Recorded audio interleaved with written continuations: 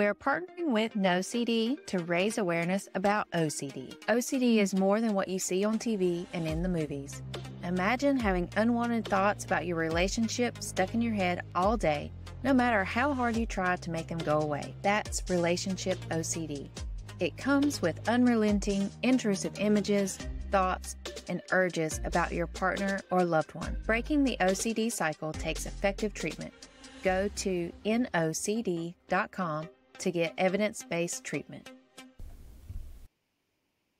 I was in denial for a very long time, like after I was diagnosed, and I kept trying to poke holes in that diagnosis and being like, no, I don't think I have. I think they were wrong. I think I need to get a second opinion, because it was just, I didn't really understand OCD at that point. Hi, I'm Erin, licensed clinical mental health counselor and OCD specialist. I'm also a wife, mom to 3, and small business owner, helping those who are spiraling from intrusive thoughts to come out of that valley with long-term recovery and self-awareness. Reheat your coffee and pop in your AirPods to learn how to boss up to OCD. All right, I have a very special guest in today's episode. I'm very excited to bring this guest and her story to you all. So today I'm going to be talking with Sam Temple, who is a beloved member of the H3 podcast on YouTube, which has over 2.89 million subscribers and has gained over 1.3 billion views. As the prop master and crew member, she's gained a loyal fan following of her own 112,000 Instagram followers.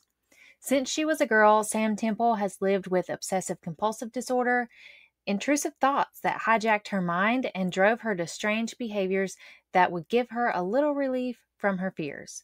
She had a perfectionist fear of disappointing people. She was terrified of guns and other weapons, which would trigger images of harming coming to herself or others. And those were only a few of the thoughts that possessed her. It took more than a decade for her to find the treatment that makes life with OCD manageable. She has been speaking out now about the disorder and her treatment to let others with OCD know that they are not alone and that you can get help too. Most recently, she shared her story on the Rooted Recovery Stories podcast, which quickly became one of the most viewed episodes. So please join me in this conversation with Sam. Well, thank you, Sam, for speaking with me today. I'm so excited for my listeners to hear your story and all the things you're doing. So welcome. And yeah, again, I just really appreciate your time and efforts and contributing to the OCD community. Thank you so much for having me. I mean, it's really, really awesome to get to talk to you. Yes. So you have been doing a lot of advocacy for OCD, and it's really taken off, especially with the NOCD company. How did you get started with NOCD? So I got started with NOCD when I was having what I thought was extreme anxiety, and I went to my psychiatrist, who kind of did an evaluation. She was like, I think that you might have OCD. And I was like, no, I don't wash my hands all the time. I'm not a tidy person, because in my mind, OCD is kind of like one type of way at this point. So she actually, and my psychiatrist was with my insurance. So she referred me out to NOCD, who my insurance also accepted, which was awesome. So then after my first session, they were like, yep. Basically, like they were able to, I had textbook OCD, like they were able to diagnose me very quickly.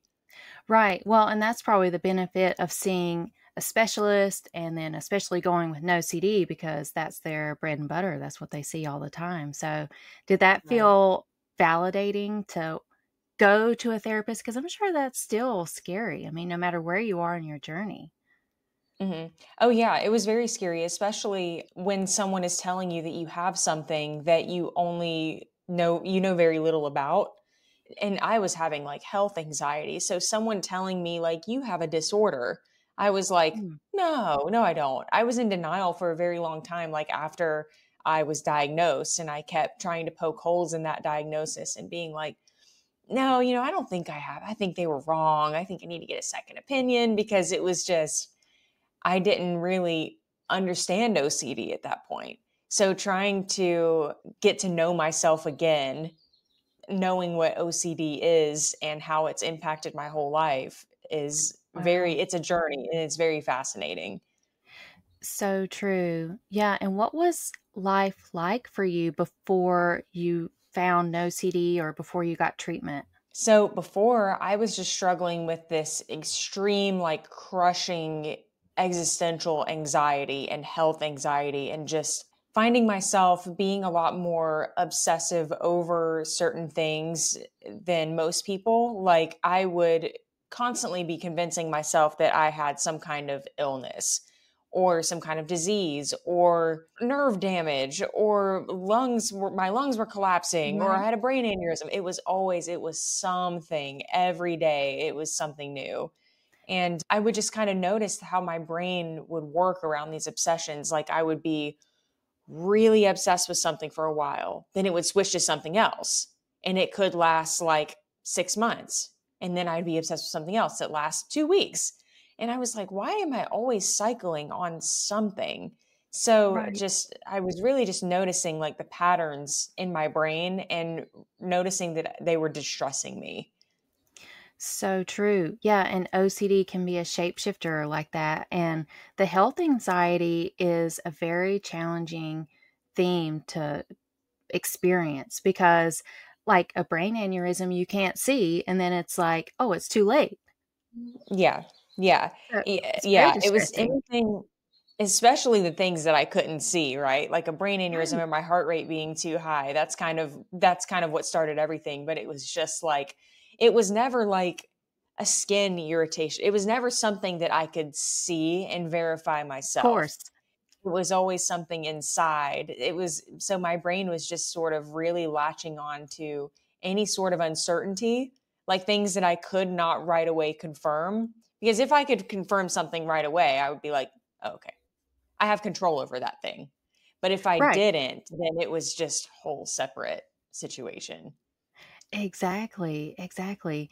So, once you were getting treatment, what did you notice as far as your changes throughout, like, the treatment progress? So the beginning of treatment is hard. Starting ERP is something, especially I had never done ERP before. So trying to get acclimated to this new modality where you're literally being exposed to the things that are freaking you out. It's very difficult at the beginning, but you see it in my experience, I saw it work very quickly. So I Right, was able to believe in the process very, very quickly. And it's only been up from there. But in the beginning, I started working on so with no CD and doing ERP in general, you have sort of like a hierarchy right, of your thoughts. So you would start with the lower, like things lower on your hierarchy and work up to the things that are like very distressing. So chipping away little by little, I was able to just sort of establish trust in like, oh, this is actually really working for me.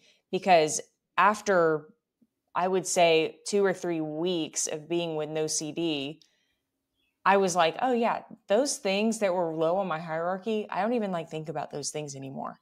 that's awesome. And it was just, the intrusive thoughts no longer were distressing me as much as they were. Mhm.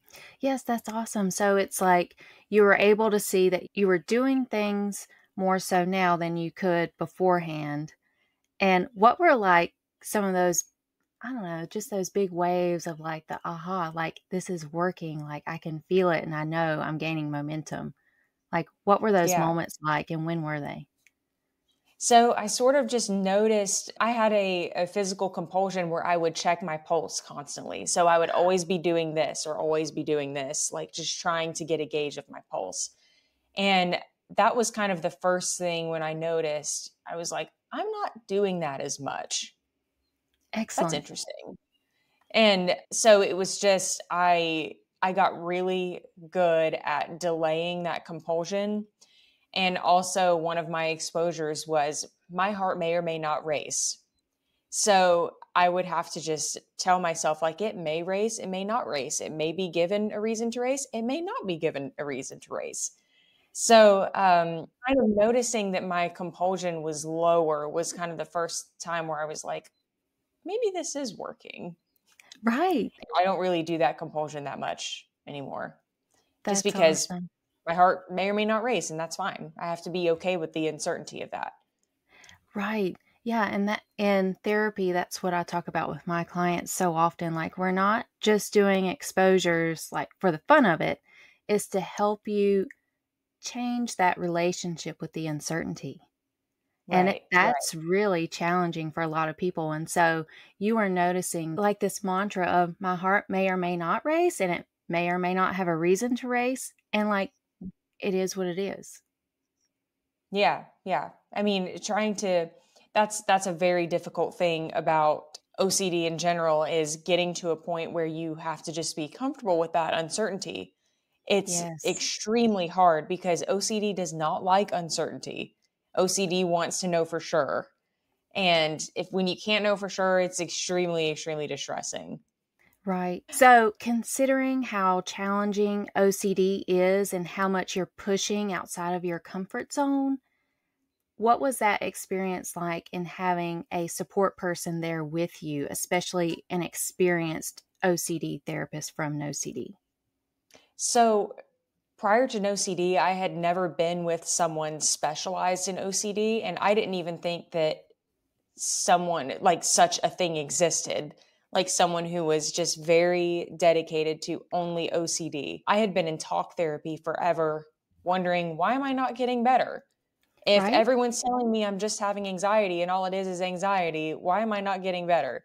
Because that's what I was dealing with for so long was everyone just saying, "Oh, you just have really bad anxiety." This is not just really bad anxiety. This is disordered thinking. Finally finding it was huge. It was honestly the first time that I had felt hope in years when That's I found awesome. NoCD because I was just like, "Oh my god, there is something specialized for this. I hope that it works for me," and it has. Right. And I can understand where it is just kind of a life changing moment in a way when you get a diagnosis that comes with a tail end of disorder and you're thinking, Yeah, "Oh my gosh, what next?" And so I know. Mhm. did you have a lot of trust in the no CD framework and their approach and the therapist that you got? I did, yeah, and I love my therapist. She is so fantastic. But you have to just kind of do the process for a bit and learn how it works and be open to it and just really it starts working so quickly that you establish trust very quickly in the process. That's awesome. That's awesome. Yeah, because a lot of times, I mean, people struggle with OCD on average 14 to 17 years. And how old were I you know. whenever you first started your OCD specialized treatment? So I have been experiencing symptoms of OCD since I was a kid, and I Mhm. only know that sort of in retrospect when I got diagnosed and I'm going through this therapy and I'm looking at my whole life and I'm like, "Oh, yeah, that's OCD, that's OCD, that's OCD." But I was not formally diagnosed until I was 21 or 22. Okay. Okay. Yeah. And what for those people out there who are sitting on the fence, they recognize they have OCD, but they haven't sought that specialized treatment because they're afraid or whatever's going on. What advice do you have for them to kind of help them seek out the treatment and get the help that they need? I would say start by trying no CD. Even if you don't think you have OCD, no CD can help you to figure that out. And I mean, I can just say from my experience, I'm so happy that I decided to try no CD and it has worked for me. I mean, the reward has been amazing. It has changed my life entirely. So that I can't stress enough how much I didn't think that I could be helped. that was a huge, huge hurdle that I had, was constantly telling myself, like, you're the worst case. You are beyond help. You can't, you're never going to get better. And the change that I've seen in my life after starting NOCD is just monumental. So I just can't stress enough that you're not beyond help, and take the first step. That's awesome. I love to hear that. And you're not alone in feeling that way. I mean, so many people, they come to a consultation or they're sending me an email and they're saying, like, I feel so far gone. Yeah. I Yeah. always would tell myself that. That was an intrusive thought that I had. I would just say, you can't be helped. This is your life. Like, how is somebody going to rewire my brain? But it's weird, and it's amazing, and it's crazy how ERP can do that. Like, there are, like, this modality of therapy can literally change the way you think. It's Yes. mind-blowing. Yes. And like you were saying earlier, the results can come pretty quickly. Yes. Yeah. Yeah. Yeah. For me, it was a few weeks to a month where I was seeing sort of my lower hierarchy things just cause me less and less distress, which, that just chipping away at that a little bit even was just so helpful. Mhm. Yeah, and I love how you phrased it, like, when you're feeling like you're so far gone or nobody can help you, like, those sorts of thoughts, those are intrusive thoughts. Yeah. Yeah. 100%. And I didn't realize it was intrusive until I learned more about my OCD. And I'm like, oh, I don't actually have to believe that. That's just like something that's coming in my mind that I don't necessarily have to give any value to. So learning what intrusive thoughts were, because I didn't even know what intrusive thoughts were prior to my OCD diagnosis. So Good point. learning that not every thought equates a feeling that I'm having was like, wait, really? Because you think it's coming from me, it must be me. It's in my head, it must be what I believe. And it's like, no, you don't, no, that's not true. Right, right. And it's also, I mean, I don't know if it's comforting for you, but it feels comforting for most. Like, was there a point in time where you realized that everyone experiences intrusive thoughts? Right. Yeah. And I definitely, yes. I realize that everyone does experience these things, but the difference with OCD is the level of frequency and distress that they bring. Exactly. Someone maybe with more normal generalized anxiety may have intrusive thoughts that affect them a certain way. With OCD, it's like I can't stop thinking about that one thing, and it gets me to the edge of a panic attack every single time I think about it. Right? So Yeah. true. Yeah. And so with the health anxiety, considering how challenging that is, I mean, it sounds like you floated between all sorts of health conditions. Did you find yourself going to the doctor a lot? Oh, yeah. Oh, Mhm. yeah. I should have a punch card at that point in time. I was like, I need like a membership-based doctor's office at this point. Frequent But flyer. yeah, I mean, I would, and yeah, and I would go and I would just be like, "Can I please get an EKG?" I would walk in there fine, normal everything, normal vitals, blood, everything, and I'd be like, "Okay, can I get an MRI?" And they're Right. like, obviously your doctor isn't going to do that unless they see a need for you to do that. So there Right. was a lot of going to this doctor, and if they didn't give me what I wanted, I wouldn't go to a different doctor. And it was just Sure. constantly trying to prove to myself that something was wrong, and nothing was wrong. Right. Oh, okay. I'm sure that can feel invalidating, Sam, when you're going to the doctor and they're not finding anything. So, did you go through that kind of doctor shopping and getting second opinions for months, years? What was that Oh, time yeah. frame like? Years. I mean, that's sort of just how I approached going to the doctor by default for years. Like, I would be so convinced that I had a brain aneurysm, for example. This was a whole thing that I went through where I would go just get blood work done. And when that was normal, I would go to my doctor and I'd be like, I just feel like there's something wrong. And they're like, well, there's not. We don't know what to tell you. And so then I would go to a different doctor and I would just be like, I just want to, I need an MRI, I need a CAT scan, I need something, I need to make sure I don't have a brain aneurysm. And they would look at me like I'm crazy because they're like, you don't, this is not what you're going through. You have zero symptoms of this. So, I mean, like a collapsed lung, for example, was one thing that I was like petrified of for so long. And it's like, I'm Mm. breathing fine. I obviously I have no symptoms of this happening. But I would just go from doctor to doctor to doctor. And I would ask for all of these tests that I had no reason to get. And it wasn't validating because I was so convinced in my mind that there was something wrong, and everyone was telling me there wasn't something wrong. And genuinely, there wasn't. But my brain was trying so hard to make sense of uncertainty. It was Yes. trying to just find something tangible to cling to. It was really going hand in hand with my mental health in general because I started doing things like working out became a compulsion of mine. Mm. Calorie counting became a compulsion of mine.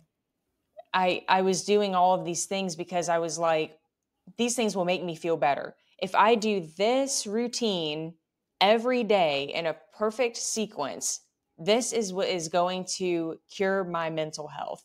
My anxiety will go away if I work out for whatever the recommended 30 minutes a day. How they Right. always say, oh, this amount of exercise is equal to a dose of antidepressant or whatever they say that. I would go and work out for exactly that amount of time. I would eat like the best brain diet. Like I would just be doing Wow. supplements. Oh my gosh, I got so obsessed with supplements. I was doing like supplement regimens every day. For the longest time, I was like, why is this not making me perfect? Why is this not making me Oh, better? But all of this, the health between going to the doctor and trying to like live exactly right just became very like compulsory. yes, I'm sure. And it sounds like such a day to day cycle. Like you had to do these things to stay safe or to have some level of Exactly. certainty and guarantee. Yeah. Exactly. I'm sure that was tough. And I'm just curious, like in any point of going to the doctor, was there a time when they were like, oh, we did see something on those test results? Yes, I always say like coincidence is the like enemy of OCD.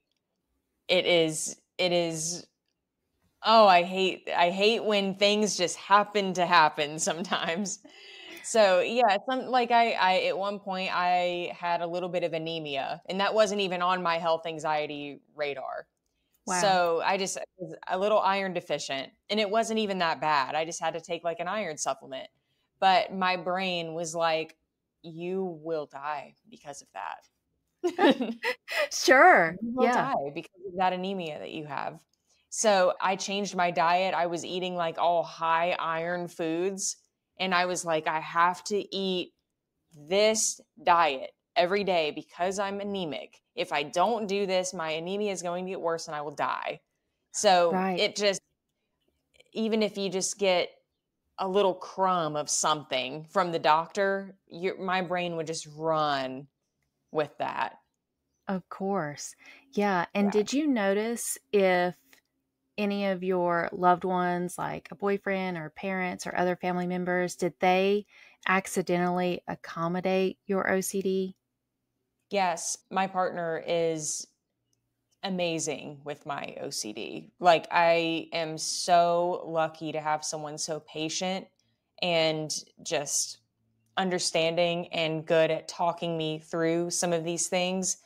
And he's very good at helping me realize when I'm having mental distortions or cognitive distortions. And he'll be like, you're thinking about this and this type of way, and it's not really helpful to you. You need to stop Googling all of your symptoms. There we go. That's like a awful thing that I used to do constantly. So he's very good at sort of calling out my behaviors or noticing when I'm having a compulsion. He would notice whenever I was checking and he would Mhm. just say, hey, I noticed that you're doing a compulsion right now. How are you feeling? Like, is everything okay? So having someone so patient was just monumental in my journey also. We're partnering with NOCD to raise awareness about OCD. OCD is more than what you see on TV and in the movies. Imagine having unwanted thoughts about your relationship stuck in your head all day, no matter how hard you try to make them go away. That's relationship OCD. It comes with unrelenting, intrusive images, thoughts, and urges about your partner or loved one. If you think you may be struggling with relationship OCD, there's hope. NOCD offers effective, affordable, and convenient OCD therapy. NOCD therapists are trained in exposure response prevention therapy, the gold standard treatment for OCD. With NOCD, you can do virtual, live, face-to-face video sessions with one of their licensed specialty trained therapists. It's affordable and they accept most major insurance plans. Breaking the relationship OCD cycle takes effective treatment. To get started with NOCD, go to nocd.com/savage. Right. Yeah. So having a supportive partner who can help you in recognizing what's a compulsion or when you're kind of in this obsessional doubt or distorted thinking. But what about like before getting your OCD treatment? Were people accidentally reinforcing or feeding into the OCD? Yeah, so my mom and my grandmother also have OCD. And Oh, they yeah, so they're not currently in therapy, they're not currently doing treatment right now. So when I was a child, my mom had really bad health anxiety herself, and sort of I would hear her talk about these things, and then I would start worrying about them. And so it was just kind of a cycle that was, between her and I, where we were kind of feeding each other's health anxiety, which we learned later is OCD.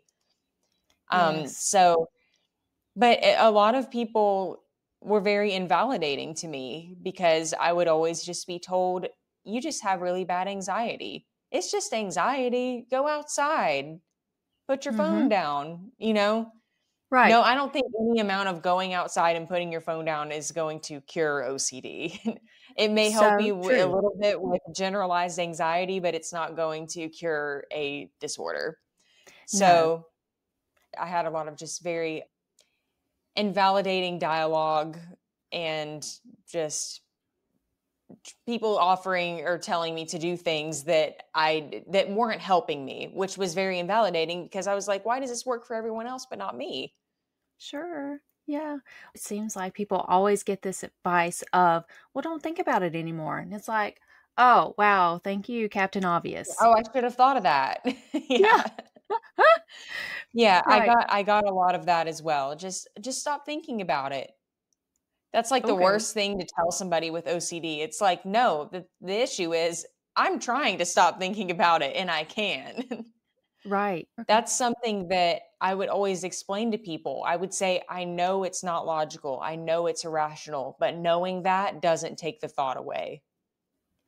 So Oh, that so was true. sort of how I would try to vocalize that to people who just don't understand. Yes. And so are you still working with your no CD therapist? Yes, yes. Okay. I see her And twice a week. oh, okay. That's great. Yeah. Yes. So, what do you do now, Sam, when it comes to kind of any sickness or health, ailment? How do you know the difference between your health anxiety and maybe a legitimate thing that you need to see the doctor for? Right. Since I've been doing ERP with no CD, I have gotten tremendously better about this. And I don't really self-diagnose much at all anymore. It's Oh, sort of something that has taken that I've been able to take down several notches. The volume is so low on those thoughts that they're not distressing me as much as they were. When I have anything health related now, I had to have my wisdom teeth taken out recently. okay. And I'm having complications from it. And prior to no CD, I think I would have been freaking out and I'd be panicking, Googling. I'd probably be calling my doctor every single day. But with this, I called my doctor once for a follow up. She gave me advice. I'm taking her advice, and it's fine. I'm not worried about it every day because it's just like, you know, I there's in life there's a chance of everything. And if I live my life in fear of chance, then I don't really live at all. I love that. So it's just there's always a chance of something negative happening. And I have to just accept it. Right, right. And I mean, it sounds like this therapy has been really helpful for you. And I imagine that's very freeing to be in this place. Oh yeah. It's weird. It's like I feeling good feels so good, and I'm not used to I'm like new to feeling good. So I'm like, "Oh wow, this is like this is what like my full potential feels like." Like I'm really stepping into myself and meeting myself again in sort of a new just a new light, and it just feels really really good to be on the other side of some of these things that used to bother me so bad. Right. Yeah. And did you have any concerns whenever you first started your OCD treatment? Like, were you worried about how intense ERP might get? Oh yeah. Yeah. I yes. In the beginning, even working with some of my lower hierarchy exposures, I would still get sort of panicky. Like after my treatment, I would just kind of sit there and be like, "Oh, that didn't feel good. It didn't feel good to think about those things." But it doesn't, and it's not meant to feel good. If an exposure doesn't feel good, it means that it's working. Over time, it's going to feel okay. You just have to expose yourself to it many times. So, yeah, in the beginning it was uncomfortable, and I was like, I don't know if this is going to work. But it just Mhm. takes practice and commitment. Mhm. Mhm. And did you feel like your therapist had the training and the tools and the strategies you needed? Oh, 100%. 100%. She is fantastic. And it's just so nice. I'm so happy that there is something specialized out there. I mean, she is fabulous. She's fabulous. Yes. Well, and Sam, and all the, podcasts you're doing and the YouTube stuff, and then I was reading an article about you on the NoCD website. What is it that you're hoping to accomplish in sharing your story? I was inspired to share my story after hearing others share their story. And other people talking about this is what gave me the strength to get help. So if I can inspire even one person to get help from sharing my story, then I feel accomplished. And so I want to talk to everyone. I love being an advocate. I love getting everyone to a point where they feel strong enough to take that first step and get help. And that would mean the world to me if people would take the first step. Right. Yeah. So you've been very open in your experience and hoping to get others the help they need because it is one of the more common mental health disorders in the US, and there is specialized treatment for it, and we all seem to go through the misconceptions like you were saying earlier of like, oh, OCD is about being tidy or hand washing, and it's not that at all. No, yeah, there is so many different subtypes of OCD, and the ones that are really publicized would be like contamination OCD, or washing your hands constantly, or counting, or maybe a little bit of like superstition OCD. Like that's something I used to deal with. Like if I it's kind of like the step on the crack, you'll break your grandma's back type thing. But Yes. yeah, I would be like, if a plane flies over my head right now, I'm going to die today. If the next car that goes by is white, that was a huge one when I was a kid. I would Mm. always do this. Like, if the next car that goes by is this color, my mom's going to die. Two completely unrelated events, but I was trying to make sense of one uncertainty by trying to find something tangible with another. So Yes. it was just this, constant loops. But there's so many different subtypes of OCD. It's not just contamination. Right. And there's also, besides the obsessions and the intrusive thoughts, there's all kinds of compulsions. So, in your previous interviews, I was listening to how you dove yourself into work. So, prior to getting your OCD treatment, was that one of your compulsions or was that like your escape? Yes, yeah. I I constantly had to be doing something. And I think that ultimately I was just trying to distract myself from a thought from occurring.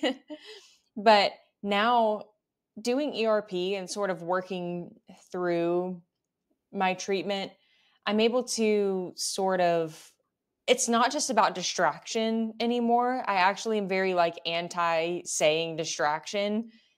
What's more powerful than distraction is being okay with the moment you're in. And I don't think the ultimate goal in treatment should be how to distract yourself really well. I think it should be how can I be okay in this moment? Beautiful. Yeah, Yeah. because the distractions aren't helping you resolve that Mhm. relationship with uncertainty.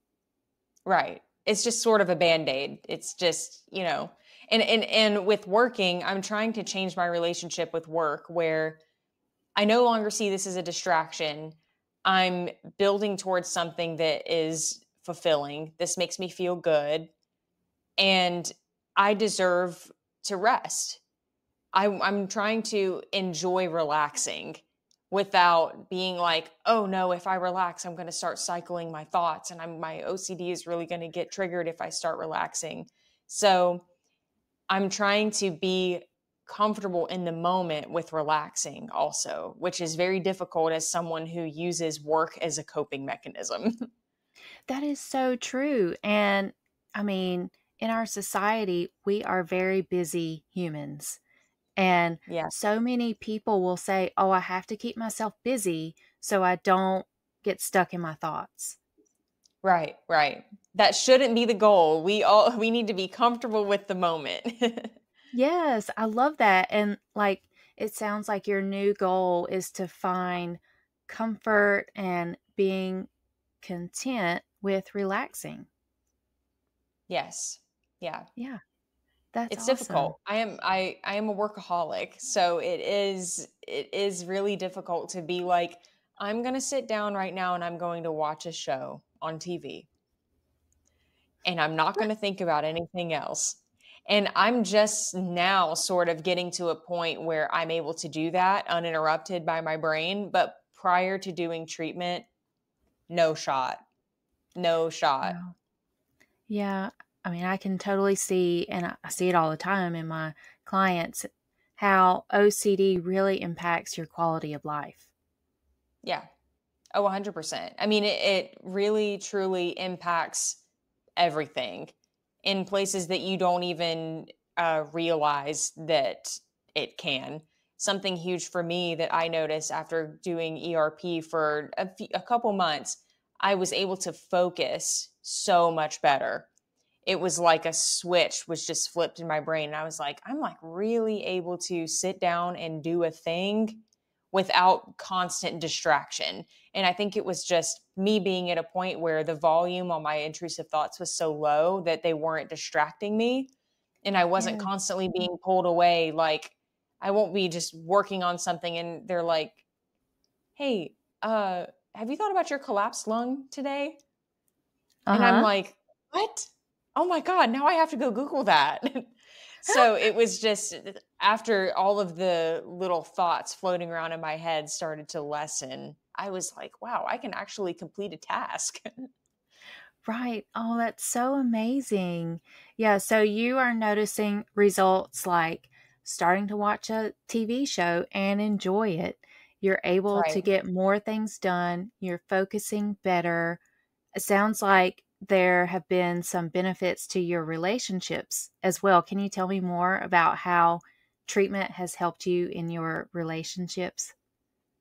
It just has made me able to show up for people in ways that I couldn't before.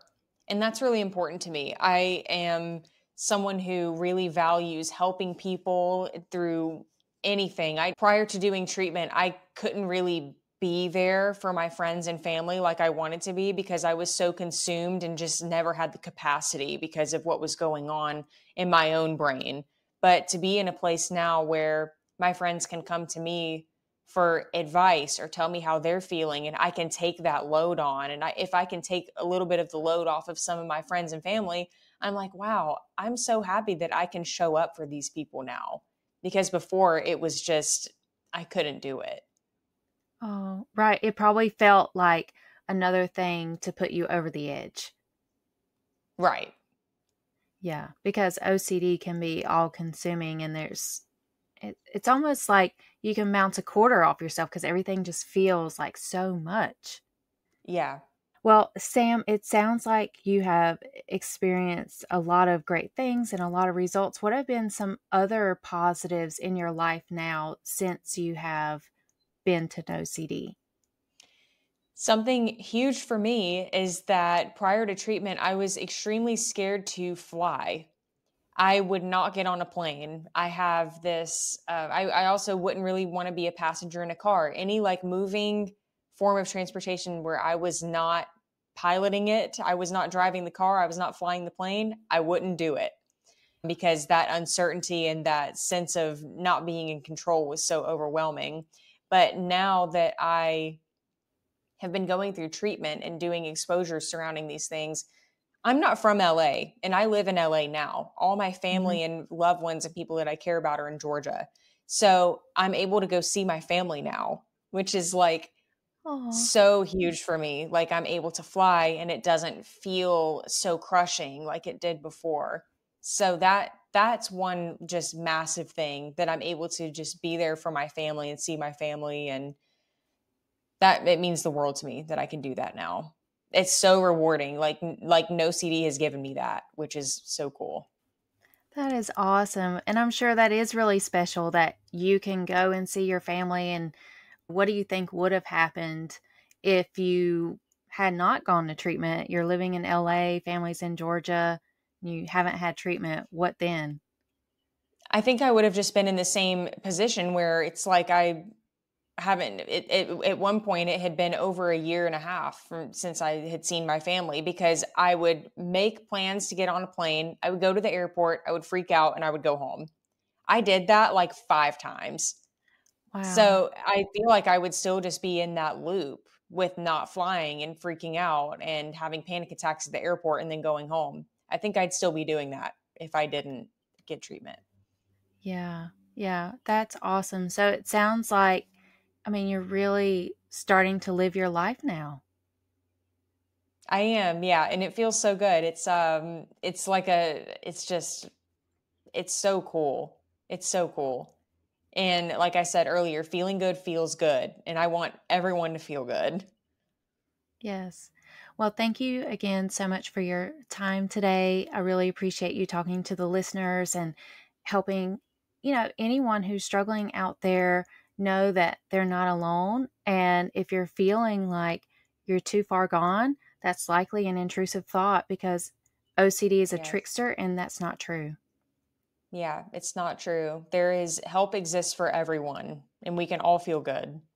We're partnering with NOCD to raise awareness about OCD. OCD is more than what you see on TV and in the movies. Imagine having unwanted thoughts about your relationship stuck in your head all day, no matter how hard you try to make them go away. That's relationship OCD. It comes with unrelenting, intrusive images, thoughts, and urges about your partner or loved one. Breaking the OCD cycle takes effective treatment. Go to NOCD.com to get evidence-based treatment. Do you have any closing thoughts or recommendations for the listeners? Like you said, you are absolutely not alone. Even if you feel like you are beyond help, you absolutely are not. I can't stress enough how much I was in a place before where I did not believe in myself. And I have made a total 180. And you can too if you're struggling with that. All it takes is one first step. You are putting yourself so far ahead if you just take that first step. Love it. Love it. And so that first step, just to be clear, I mean, that's scheduling a free consult with no CD. Yes, 100%. Yes. Take that first step and schedule a free 15-minute call with no CD. Yeah, because it's not going to hurt to, even like you were saying earlier, just to talk to them and see, like, is this OCD or what's going on? Because from your experience, like, they can point you in the right direction. Right, right. They absolutely pointed me in the right direction. So, yes, even if you don't feel like you have OCD, no CD can help you to understand what's going on. Wonderful. All right, what a great time it was in talking with Sam. I encourage you to check out the links in the show notes if you want to learn more about Sam and follow her stories on Instagram or see what she's up to on the H3 podcast on YouTube. And come back next week for another episode of Bossing Up Overcoming OCD, where I'm going to be talking about 10 myths about OCD. Thanks, y'all. Take care. Thank you for listening to another episode of Bossing Up Overcoming OCD. This information is intended to be helpful and not a substitute for professional counseling. If you're struggling with any mental health challenges, I encourage you to seek help from a qualified therapist or healthcare professional.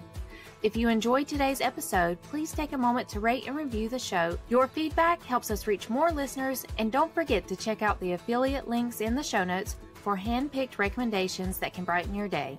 Your support through these links helps keep the show running and provide valuable content. You're not alone in your journey. Stay strong, stay resilient, and keep bossing up. See you next time.